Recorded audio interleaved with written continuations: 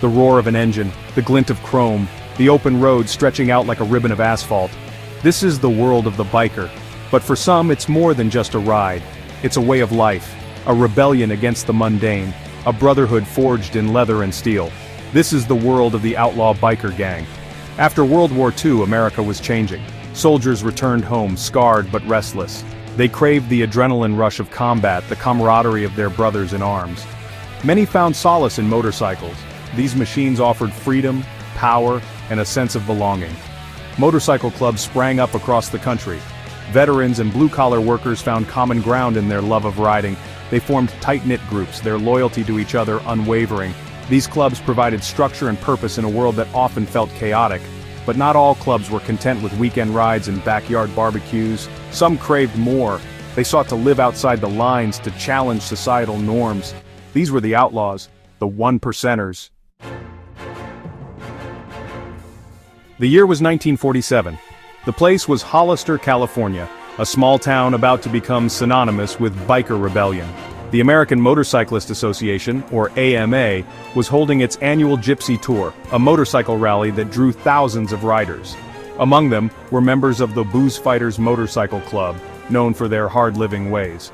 Tensions flared over the weekend. A few fights broke out, some bikes were damaged, and the local jail saw more action than usual. The incident, later dubbed the Hollister Riot, was sensationalized by the media. Life magazine published a now iconic photo of a burly biker, Eddie Davenport, posing with a beer in each hand, surrounded by scattered beer bottles. The caption claimed he was part of the riot, though Davenport later said he was simply trying to avoid the chaos. The image became synonymous with biker lawlessness. While the actual events in Hollister were relatively minor, the media coverage cemented the image of the outlaw biker in the public imagination. The AMA, eager to distance itself from the negative publicity, reportedly stated that 99% of motorcyclists were law-abiding citizens. The remaining 1% embraced the label, becoming known as one-percenters. The term one-percenter became a badge of honor for outlaw clubs. It signified their rejection of mainstream society, their willingness to live by their own rules. These clubs operated outside the law, often engaging in criminal activities to fund their lifestyle and maintain their territory. Drug trafficking, weapons dealing, extortion, and prostitution became common sources of income. These illegal enterprises fueled a violent subculture, with rival clubs battling for control and power. Within the club, however, loyalty and brotherhood were paramount. Members were expected to put the club above all else, even family. They lived by a strict code of conduct with severe punishments for betrayal or disrespect. The life of an outlaw biker wasn't for the faint of heart. It demanded unwavering commitment, a high tolerance for risk, and a willingness to do whatever it took to protect the club. As the outlaw biker movement grew, certain clubs rose to prominence, becoming notorious for their size, influence, and criminal activities. These are the Big Four of outlaw motorcycle gangs. Hells Angels Motorcycle Club. Founded in 1948 in California, the Hells Angels are perhaps the most recognizable biker gang worldwide. They've been linked to drug trafficking, violence, and numerous high-profile incidents, including the infamous Altamont Free concert stabbing in 1969, Bandidos Motorcycle Club. Established in Texas in 1966, the Bandidos are known for their fierce rivalry with the Hells Angels.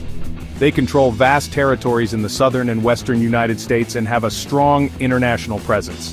The Bandidos have been implicated in drug smuggling, racketeering, and the deadly Waco shootout in 2015.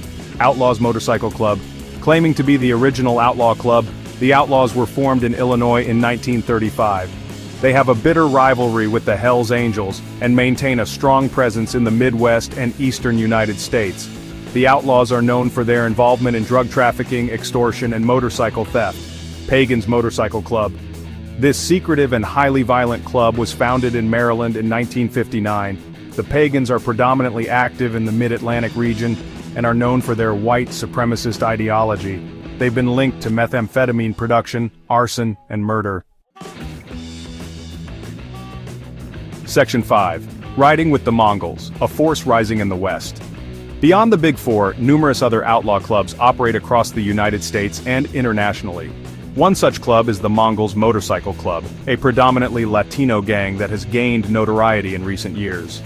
Founded in California in 1969, the Mongols have a strong presence in the western United States and are expanding their reach into other regions and countries. They are known for their fierce rivalry with the Hells Angels, often clashing over territory and drug trafficking routes. The Mongols have been linked to methamphetamine distribution, extortion, and murder. Their brutal tactics and growing influence have made them a major target for law enforcement agencies.